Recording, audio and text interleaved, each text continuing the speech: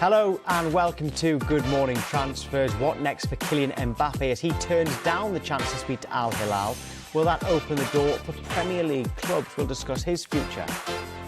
Also this hour, Manchester United manager Erik ten Hag tells us the club are working hard to bring in a new striker. Thomas Tuchel tells us he wants a number 9. Will that number 9 be Harry Kane? Very good morning to you at home and to those watching on the Sky Sports Premier League YouTube channel. We start with Arsenal, who have now concluded their tour of the United States with a 5-3 win over Barcelona last night. The focus in the transfer market now looks to be on departures from the club. Let's hear from the boss, Mikel Arteta, who's just been speaking to the media. Just on Fuller and Balogun, he was unavailable today after training alone in the week. Is Gabriel Jesus and Nketiah are getting the starts? Just what is the reason for his limited minutes, and do you see him playing a role at Arsenal this season? He wasn't available. He had a little foot injury, and he hasn't been training with us, and he wasn't available for the match. That's the reason. And do you see him playing a role at Arsenal this season? Yes, we will have to see. First of all, he needs to be fit and available to play minutes. Building a strong squad. I'm really impressed with the substitutes as well. Now the tour has finished, will you assess the squad, maybe one or two out, and then a potential incomings later in the window? Well, we had 30 players here, which is unsustainable. And obviously the market is still open and things can happen. But we are prepared. We are really happy with the squad that we have at the moment. We have obviously improvements to make in terms of what we want to do in games. And we still have to do that. But overall, really, really pleased with the team. Mikel, we've seen tonight Trossard, Saka, Havertz all got goals. You can see the goals being shared across the squad like last season. When you look at City, they've got Haaland who can get 40, 50 a season. Jesus might have not scored tonight, but do you still think that sharing the goals can be enough to outscore City over the course of a season? I don't know. We have to score as many goals as possible. If we have somebody score 25, 30, 40 goals, great. Gavi today didn't score, but it's the best Gavi that I've seen for months. Again, transmitting that energy, that belief. He was creating a lot of chaos, a lot of good moments. He was making everybody better. And I'm really pleased with that and the contribution, especially with Kai, because he has that quality. That's why he's playing that position with Leo. We have a lot of options up front, and they're going to have to compete between them to give me a hard time. Hi, Mikel. Declan wasn't in the squad today. Is he okay? And also, we've not seen any of Alex across the tour. Are you hopeful of having him back before the start of the season with his car? Yeah, Dec had a quite strong kick in training, and I wouldn't want to take the risk. He wasn't really comfortable to train yesterday and today, and we decided not to play him. With Alex, he had a little muscular issue. Again, unfortunately, he's getting back. I think he will be back soon. But, yeah, it's a shame that he hasn't been with us the whole tour. Arteta there. It is good morning to Dave Reed, Dan Bardell and Kwaku Afari. Right, OK, so that just in from Mikel Arteta. We've been hurriedly looking at the Arsenal squad to see who could go, because the focus now is on outgoings.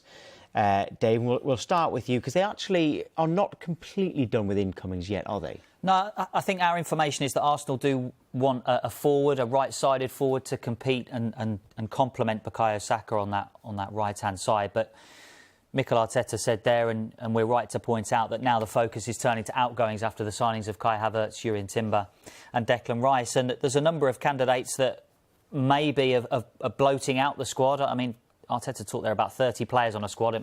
It's not unusual for Premier League sides to be taking huge squads on their pre-season tour, and it's usually... You have to make 11 changes. Yeah, and it's usually made up of a lot of young players as well who are taken out. We've got players who've been playing at the back end of last season in international matches as well, and they've been given longer time off, so you need to have different players in the squad. So that's not totally unusual, but I guess there are a few candidates that Arsenal would be looking to perhaps move on. You think of players like Sambi Lokonga, Cedric Suarez, those type of players that perhaps won't be seeing a lot of minutes this season for Arsenal. Those are the type of candidates that Arteta might be looking to move on. And then you've got the obvious ones who's following Balogun, who's attracting a lot of interest in Europe, given what he did last season too. Yeah, Dan, if you look at the squad here, actually has surprised us how many players we kind of forgotten about in that Arsenal squad who maybe could raise some funds to either fund that right winger or potentially a central midfielder.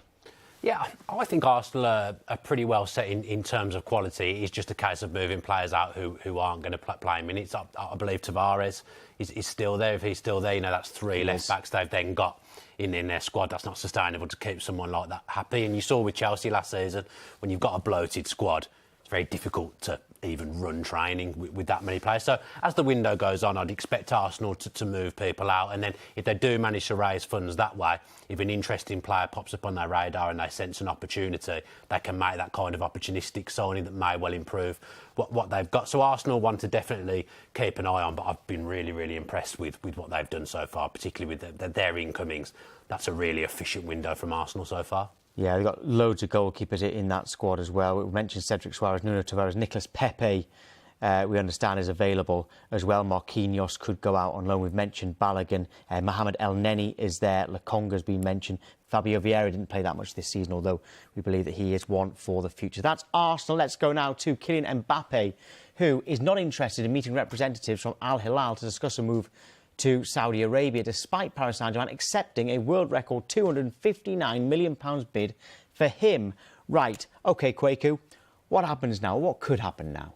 So I'm going to make the case for Kylian Mbappe making the switch to the Premier League. He's a player, despite his exploits and despite how good he is, hasn't got that many options just because of how much he needs to be paid. And there are a few candidates in the Premier League. I'm going to make the case for Chelsea. He's obviously worked with Mauricio Pochettino. Pochettino has been asked about Mbappe recently, and he said that their reality is very different to Chelsea's reality in terms of how much he needs to be paid and what Chelsea are doing this season. But PSG will be reluctant to sell Mbappe or send him out on loan to a team that play Champions League football. Of course, Chelsea haven't got that this season. So it could be an option for Kylian Mbappe if he needs to get high-level football in his legs before he eventually does make that move to Real Madrid, which we all suspect will happen within a year. And seeing Kylian Mbappe challenge himself in the Premier League will definitely delight fans on these shores.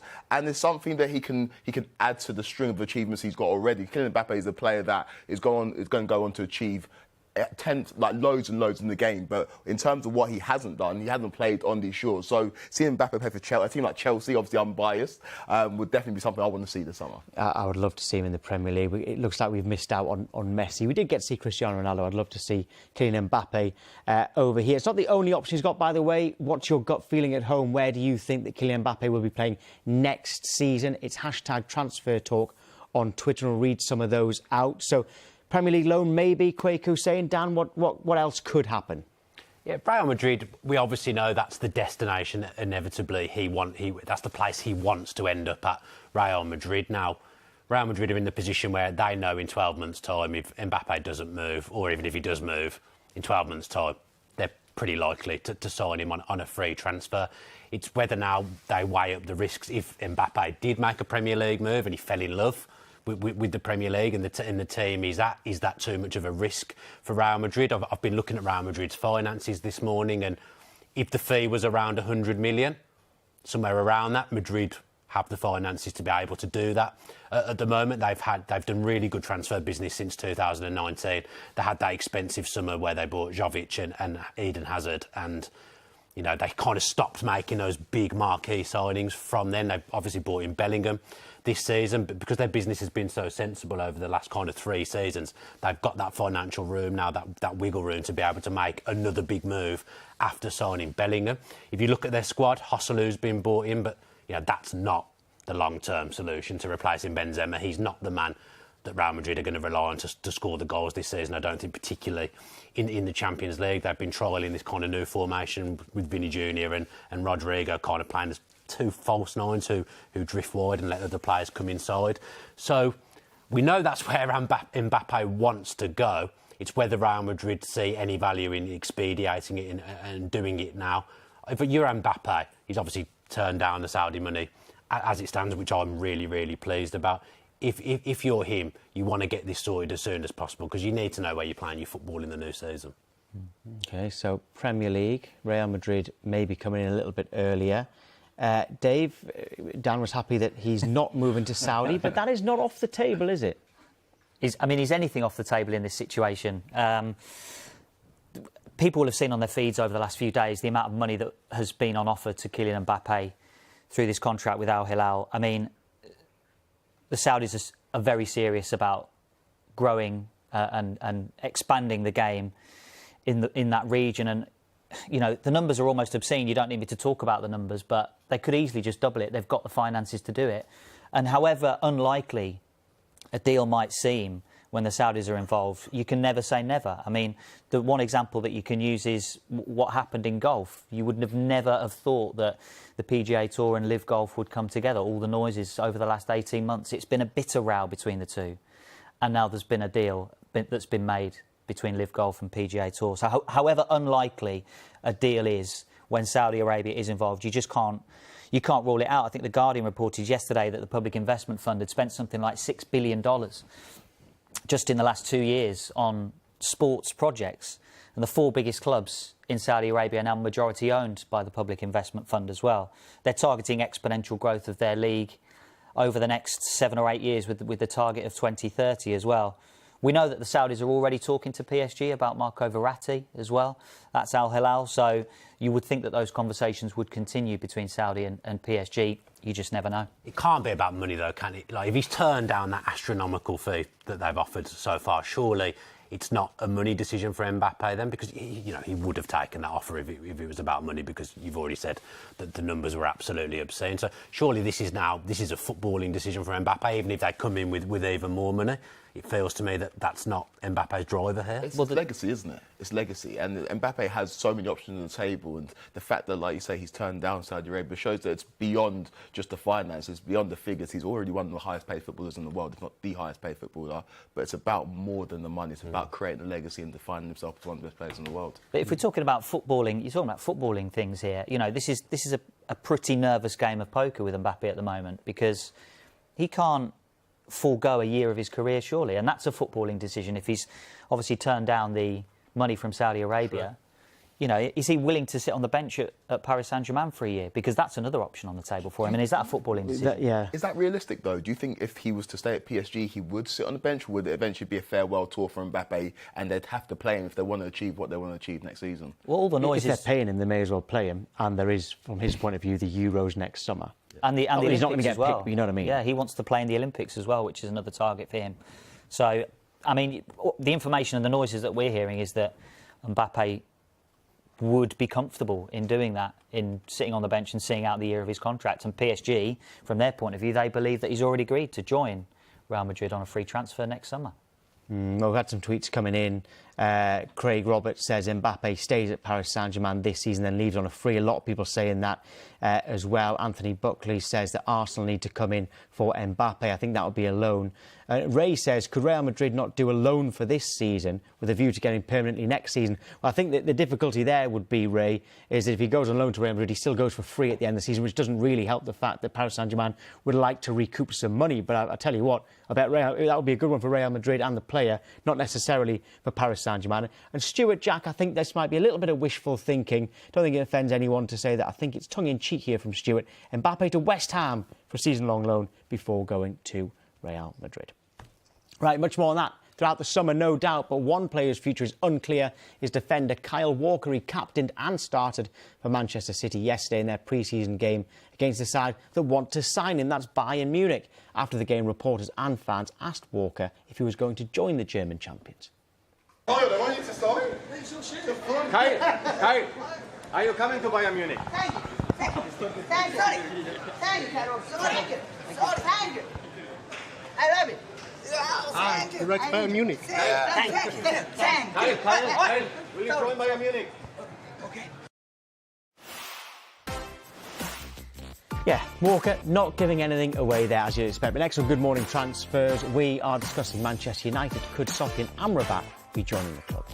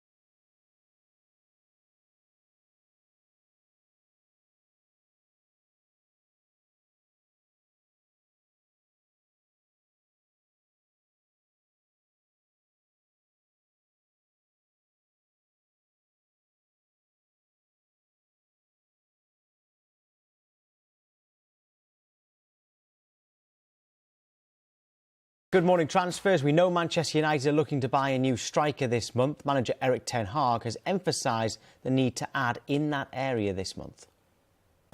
We never talk about players in the contract with another club. So we have our targets.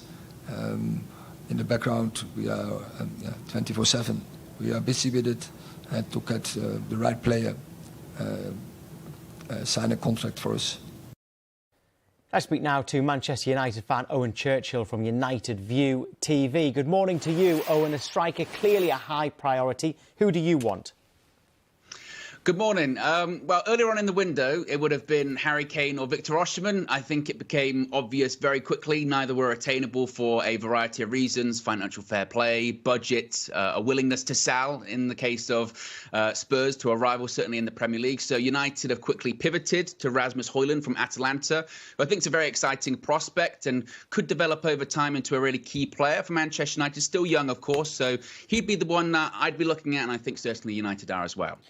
One of the not issues, but worries, I suppose, for Manchester United fans about Højlund is he's going to be an excellent player, but they want a player who's excellent right now.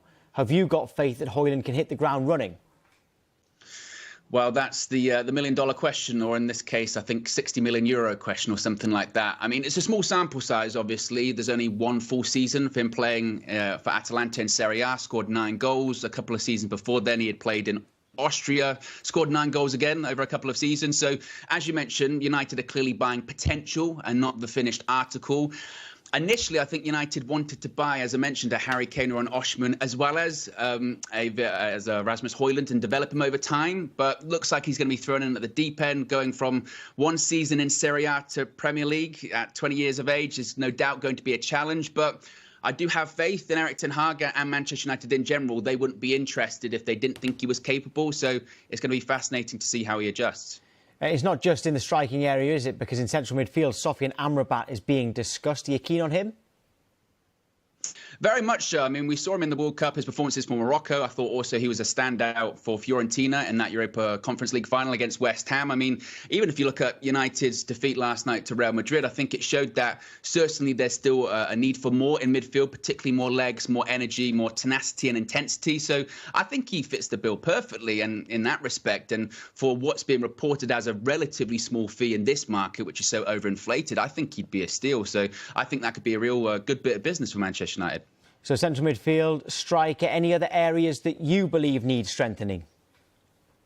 Possibly centre-back. I think we talk about Harry Maguire and his future looking quite uncertain. If he goes, you would think you maybe need a replacement for him. I mean, you look at Johnny Evans, for instance. He's been brought in as a maybe a bit of a stopgap. He's on a short-term contract just for the pre-season, but there has been suggestions that could go on for even longer, depending on circumstances, which I think means if someone like Harry Maguire would go. So I think that even that short-term signing, even for pre-season, is an acknowledgement that United might be short in that area. But because of the FFP restrictions, the budget, as well as the takeover drama that's going on at the moment, I think that maybe Evans might have to be that short-term solution. So possibly centre-back might be another area that United are looking at after a striker and a midfielder too. Well, that's the thing. In terms of outgoings, there's been talk about the future of Fred, Harry Maguire at centre-back as well, and Scott McTominay.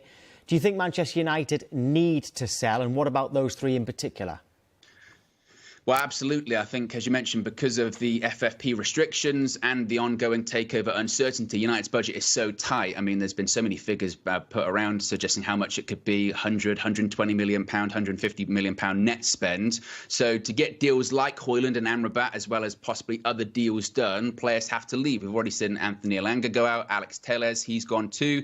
The next names, as you mentioned, Fred, final year of his contract, so it would be the right time for him to leave. United have to cash in now. Dean Henderson, buying Andre Onana, seemingly has put an end to his United career, so he seemingly is going to be on his way out to Nottingham Forest. Eric Bailly, another one. He was out on loan last season. Looks like he's going to be leaving. And then you're looking at players like Harry Maguire and McTominay, who may be not actively up for sale by Manchester United, but they could command a relatively high fee. So I think that facilitates more signings, but also, importantly, in Erik ten Hag's second season, allows him to shape the squad more in his image. So certainly United have to sell to buy. In general, how happy are you with the state of the squad right now, and how confident are you that you'll be even happier come the start of the season or end of the window? Oh, so far, certainly satisfied. I think if the window shut tomorrow, I'd be a little bit concerned. For me personally, the number one priority was always a striker. I think when you look at particularly the goals we didn't score last season in comparison to sort of our top 6 rivals, we were very much on the lower end of that. I mean, we wanted a striker last year. We didn't get one. Then Ronaldo left. Anthony Martial had his injury issues, didn't complete 90 minutes at all last season. We then brought in Wout Weghorst, which was a stopgap. So that's desperately needed. But focusing on the signings that we have done so far, Mason Mount for certainly below what Chelsea wanted to sell him for. Andre Onana as well, a Champions League final goalkeeper last season too. I think that's great business, particularly the Andre Onana one. I think with his distribution qualities, it's going to be totally transformative of how Manchester United play and build out from the back this coming season. So I see him as a perfect Ten Hag signing. So far so good, but still a bit more work to do. Owen, thank you. Perfect. So we mentioned a lot of players there. And Quaker, when you think of Sofiane Amrabat, we're told that Manchester United have held early talks with Fiorentina about him, and the player is apparently quite keen on the move. So why Amrabat for Erik ten Hag? Obviously, he's a player that came to the fore for the general public during the World Cup. He started for Morocco in the midfield, and he was very functional in the midfield as well as being a high-volume passer. He showed multitude of skills that would be very valuable to a team like Manchester United. And if you look at him for Fiorentina last season, they're a team that enjoyed the second highest possession rate in Serie A. And that lends itself to his skill set. But if you hear what Erik ten Hag said when Man United on tour, he wants them to be a dynamic team and the best transitional team in the world. So it's almost at odds with what Amrabat does. And if you look at him there compared to the other Manchester United midfielders, you see how he offers something a bit different. If you look at pass accuracy, it's 89.8%, which is what Man United need, especially with the income of a player like Mason Mount, who's not a player who's going to get on the ball, and similar to Casemiro and the other players that they've got there, Bruno as well. But if you look at what Amrabat does, he just brings something different to that Manchester United midfield. And it might be a case of bringing in bodies as well, because we talked there to Owen, and they're losing Fred potentially, they're losing McTominay potentially. So it's a Man United team that do need bodies as well as quality to really enhance that squad and to make them challenge for the major honours next season. That's a player that can play with Casemiro, but also if Casemiro's out, he can do the job that Casemiro does to a high level. Still think that's why that would be a really clever bit of business for Manchester United. And Owen mentioned there about the possibility of Dean Henderson going out permanently to Nottingham Forest. Is that one that's surprised you, that he's never become number one? Not really, because when you've got David De Gea, who's been there on £375,000 a week, who you've been struggling to shift over the years, you can't then keep another high-level goalkeeper with him. I think for Henderson, in the first half of the season with Forest, he had a really successful run. He was a big part of that team, really bought into what Forest were trying to do and was a big voice in that dressing room. So even when he was injured in the second half of the season, he was still in and around the dressing room on match days, providing that vocal presence and geeing his teammates up. So he showed that he was a real team player when he was at Forest. He's had issues with Manchester United, kind of a little bit of trust has been lost between him and the club. I think he was promised certain things about playing that never materialised. I think he expected to be more involved the one season, and then De Gea got the number one shirt again and Henderson didn't play. So I think he felt a little bit let down by Manchester United. But we're seeing more and more now, and we mention it every show, teams are needing to sell players. There's the kind of players that they're happy to keep, but if an offer comes in, that they'll take them, like Owen just said. I think Henderson's one of those players where they can get a good fee for a homegrown player in FFP terms. That's really beneficial to the selling team. Yeah, it would be a loan deal initially to Nottingham Forest, but with an obligation to buy, which means that Manchester United could still bank on that money. It would just come a year later. Right, plenty on the way, including Thomas Tuchel, who says, we need a number 9.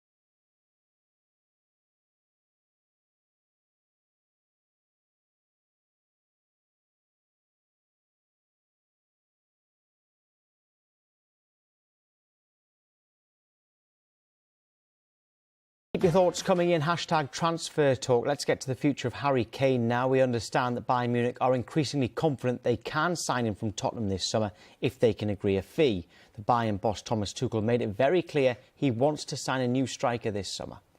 Geheimnis, dass wir eine Nummer 9 suchen und das ist ja uns keine neuen Erkenntnisse erwartet von dem Spiel. Wir haben jetzt bis auf Conny Leimer mit der gleichen Mannschaft gespielt und wie Sie sagen, aber das ist natürlich auch das Schwierigste vorne. Wir hatten ein paar Umschaltmöglichkeiten im hohen Tempo. Wir hatten aus dem Positionsangriff Möglichkeiten und wir hätten auf jeden Fall mehr Torchancen uns herausspielen können und natürlich auch besser abschließen können, als sie da waren. Klar, das ist die Geschichte. So, Dave, we understand that Bayern are confident. The media out in Germany seem it's just a matter of time until this deal is done.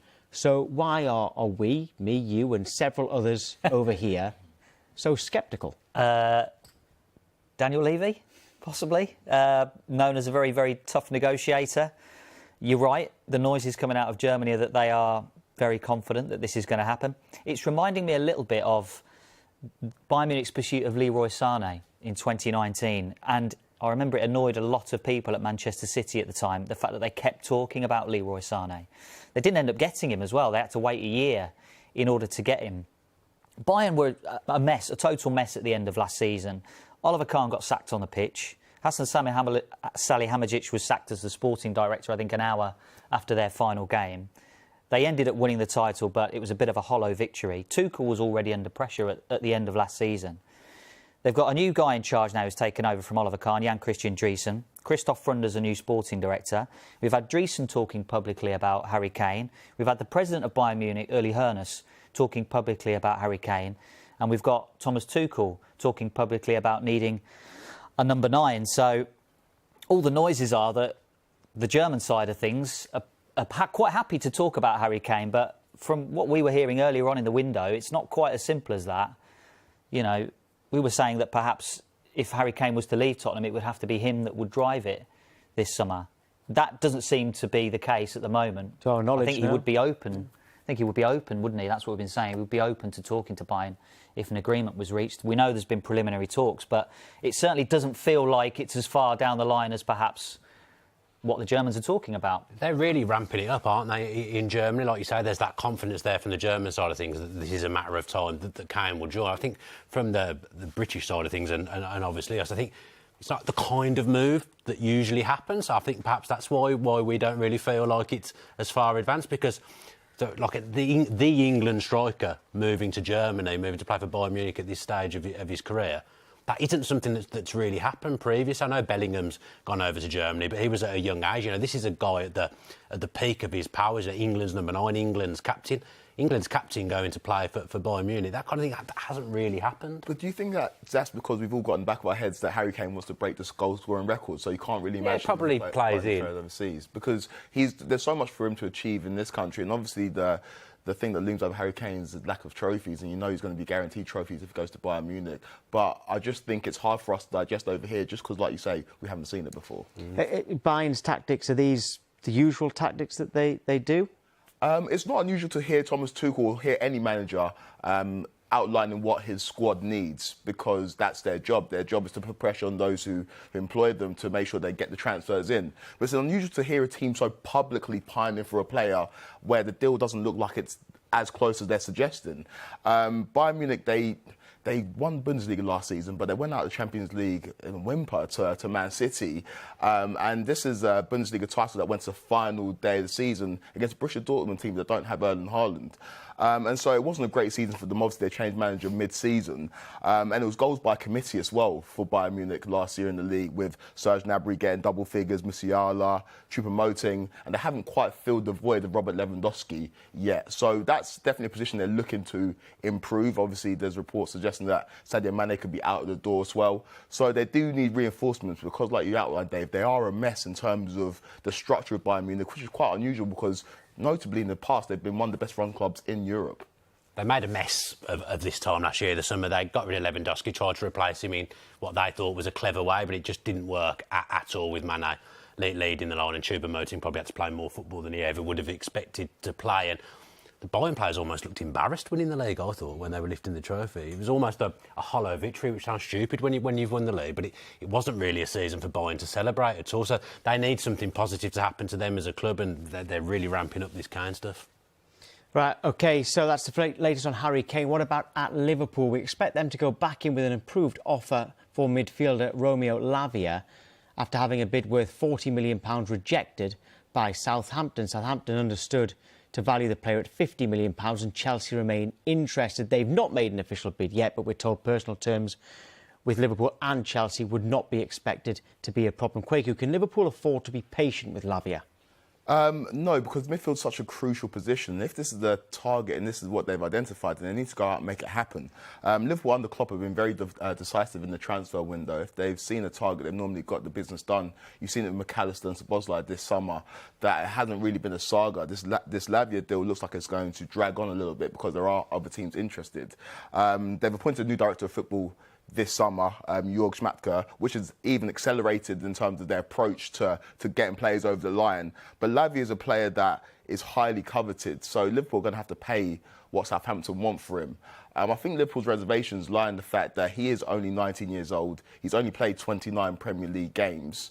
And he's a player that, despite the fact he's very exciting, he's a championship player. Liverpool are going to have to break the record for a championship player to bring him in. I think that's something they're reluctant to do. But with it, the season's almost, 2 weeks away now? Liverpool need to get this business done because it's an engine room and it's a position that they've revamped with the incomings and with the outgoings as well. And if Lavia is the guy they want, then they need to get the business done and pay the money that Southampton want. What are their current midfield options, Dave?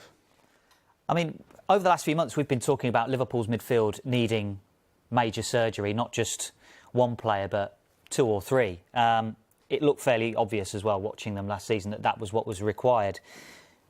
I don't think Liverpool fans, or maybe even people within the club, could have envisaged potentially losing both Jordan Henderson and Fabinho in this transfer window. The Saudi money may have come along at an opportune time. Those deals aren't yet completed. But if those two players leave, I can't imagine that people within the club would have envisaged those being lost. And you look at the current Liverpool midfielders in terms of their options at the moment. This is who we've picked out. I mean, Trent Alexander-Arnold is front and centre there. Fabinho and Henderson just greyed out because those aren't completed deals. But Thiago, Curtis-Jones, McAllister, Szoboszlai, Bajcetic and Harvey Elliott there. They're all not natural central midfielders, are they? I mean, Elliott used to be a winger. Curtis-Jones used to be a winger as well, and Trent Alexander has played most of his career as a right back. And I think they would have envisaged losing, Naby Keita, Alex Oxlade-Chamberlain, obviously James Milner's gone elsewhere, but would they have envisaged losing Fabinho and Henderson if those two deals go through? And what do you think of the makeup of that midfield? It doesn't seem to be too many defensive midfielders in there. No, another worry there when you look at the players that Liverpool have got. The senior midfielder there is Thiago. If Fabinho and Henderson do end up leaving, his durability is just not there, Thiago. He misses so many games through injury. I think he's a great player on his day. I used to love watching him in the Champions League for Bayern, but he's gone to Liverpool. I don't think that move's been a quantified success so far. And you're right, that if they would have been preparing a succession plan for Fabinho and Henderson, but those are the two that have played as the six in Liverpool's system. If they're both not there, you're suddenly devoid of a little bit of leadership, a little bit of experience, and you're devoid of that natural defensive midfield. And now Liverpool have kind of changed the makeup of their formation in pre-season. They've been playing with two sitters, and Gakpo played as a number 10 in their last game, so that hints at perhaps a change of system going into the new season. I know Klopp was kind of muddling around trying to fall on a system last season at times as well. But that's a big departure from what they've done under Klopp all the way through his tenure. Now, Trent can probably play as a 6, but he'd need that defensive midfielder next to him. And if you look at that list, I'm not sure there's a natural defensive midfielder there. I think it was Trent and McAllister that played together in their last game. Both very good players, but you need someone in there that can break the game up. That was what Fabinho did, and Henderson to an extent, and that won't be there. Yeah, well, Henderson, he won't be there because he posted a goodbye message to Liverpool supporters on social media. He's set to be confirmed as an Al Ettifaq player. This is what Henderson had to say. It's hard to put these last 12 years into words, and even harder to say goodbye. He wrote this on Instagram, by the way. I will always be a Red until the day I die. Thank you for everything. You'll never walk alone. And Dan, you did touch on it there. With Henderson going, and others, is there a leadership vacuum in that Liverpool side? There's leaders there, but if you're losing Henderson and Milner, and to an extent Fabinho in the same summer, that's a lot of experience gone now. Henderson followed on from the impossible job, really, didn't he? Taking over from Steven Gerrard, probably one of the most successful captains that Liverpool have ever had. And Henderson's won the big trophies. He's led Liverpool to the big trophies, and he's been a big voice at Liverpool for a long, long time now. Him going, from a leadership point of view, I would say is a problem. Now, Van Dijk's took on the armband on many occasions for Liverpool. No issues there. But in terms of being a long-term captain, the noises I'm seeing from Liverpool fans is I think quite a lot of them would like to see the captaincy given to Trent now. Players lead in different ways. I'm not sure Trent's the most vociferous or vocal leader in the same way that Jordan Henderson is. He'd be more of a player leading by example by what he does on the pitch. Obviously, he's a Liverpool lad as well. He understands the city and he understands the fans. But losing Milner and Henderson from the dressing room in the same summer, I do think that's a problem. Would you not think that would put undue pressure on Trent, who is, by all accounts, going to be experimenting with a new position next season? So if you add in the pressure of being the captain, and being the leader and being the main voice in the dressing room, as well as playing in a new position, this is a player that did struggle at parts last season. Would that not be too much pressure on a player that needs to establish himself for the Euros next year?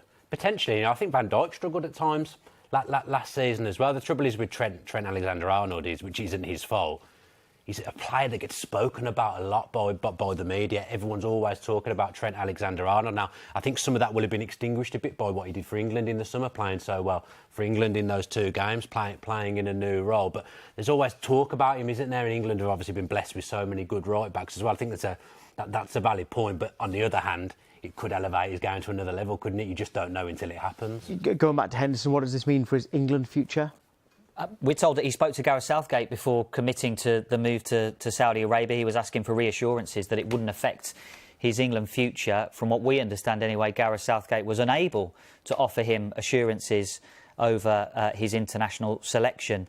I guess to go alongside that, Henderson was reassured that he wouldn't be overlooked for the next squad that Gareth Southgate is going to be naming. That's going to be in September.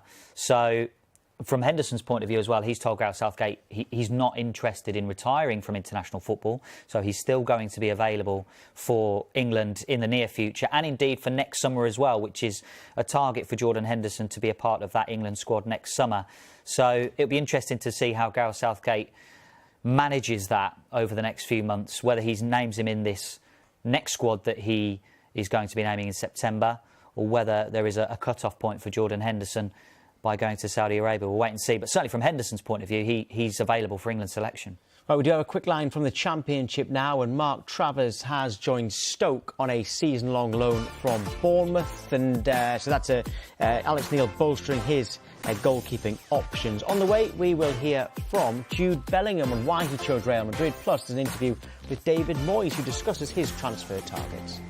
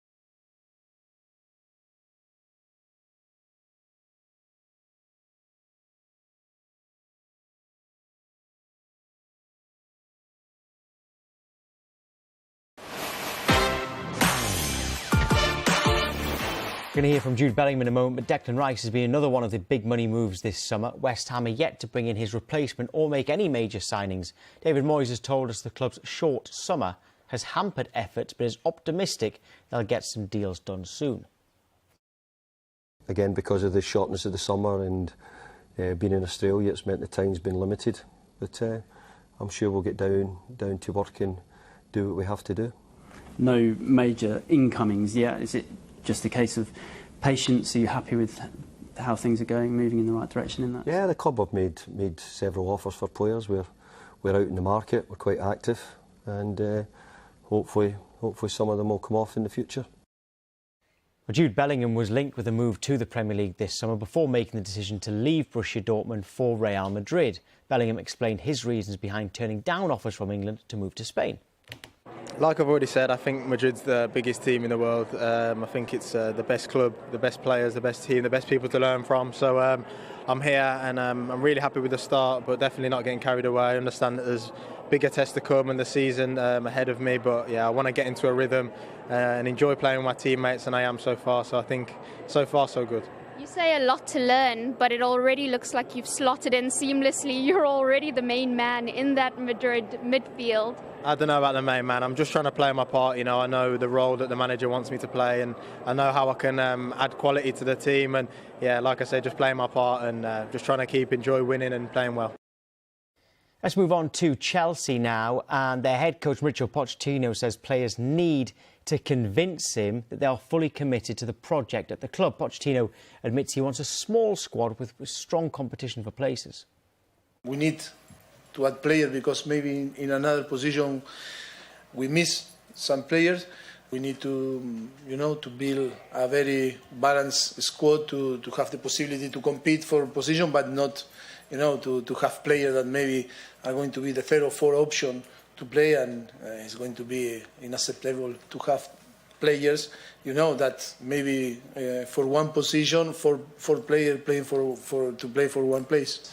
We need to, players that will be here for the next season need to be happy. Happen what happen, play or no play.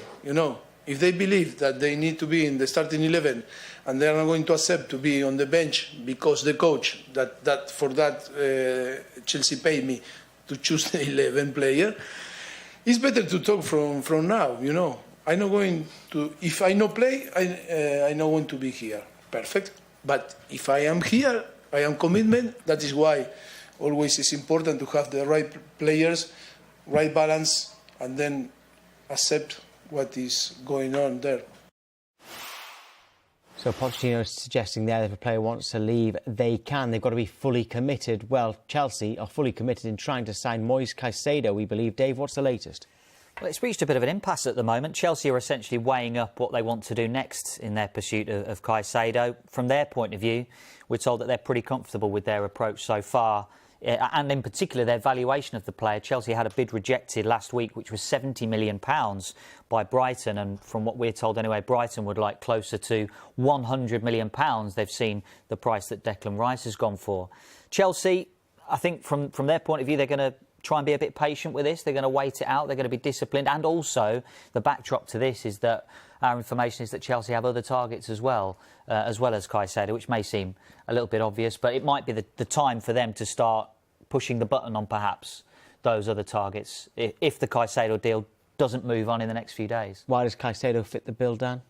Because he can do everything as a defensive midfielder. I think he's the closest player in world football to N'Golo Kante in his prime, and he can actually do more than Kante. I think he's better at progressing the ball, Caicedo, than Kante ever has been. So he's 21 years of age as well. He's a player that would just fit in perfectly with Pochettino and what Chelsea are trying to do. Pochettino's a moulder of men. I'm starting to look at that Chelsea squad now, and although I don't think it's finished, I'm more and more thinking this is the perfect squad for him. This is a squad that he can really shape, and players that he can build in his image and make his own and really lead that team and push them forward. The problem with the Caicedo deal is that Brighton want 100 million. Chelsea don't want to pay that. Normally, teams tend to meet in the middle a little bit with these fees, like what's probably going to happen with Lavia and Liverpool and Southampton. But with Brighton, the way they negotiate and the way they set prices, there's going to be no meeting in the middle. If Chelsea want him, they're going to have to pay that 100 million. Well, Chelsea do remain interested in Ajax attacking midfielder Mohamed Kudus. No official bid yet, but initial talks have taken place. He's entered the final 2 years of his contract. It's understood he would be open to the move. What's he like, Kweku? Yeah, he's so versatile. Watched him very closely for Ghana during the World Cup. He was one of Ghana's few bright sparks. And he can play across the front line. So he's an attacking midfielder predominantly, but he can play on the right or left wing as well, and has played false nine for Ajax last season. He caught the eye in the Champions League as well. He scored a goal against Liverpool in the Champions League. Kind of tailed off towards the back end of last season, but he's a player that is decisive in his actions, and that's what Chelsea lacked last season. Chelsea's problem was not defensively, it was scoring goals. Obviously, we've seen Nicholas Jackson in the pre-season score a few goals for Chelsea, which will delight Chelsea fans. But Kudus adds something a bit different. He's dynamic, and he'll be a great addition to this Chelsea squad if he does join the team. Yeah, there is so much more to talk about with Chelsea, which maybe we will revisit in Transfer Talk, which returns at midday. Remember, it's every weekday until deadline day. Transfer Talk at midday. Lots more to come today still, though, because the Transfer Show is back at 5 p.m. and then 2 hours later again at 7 p.m. here on Sky Sports News.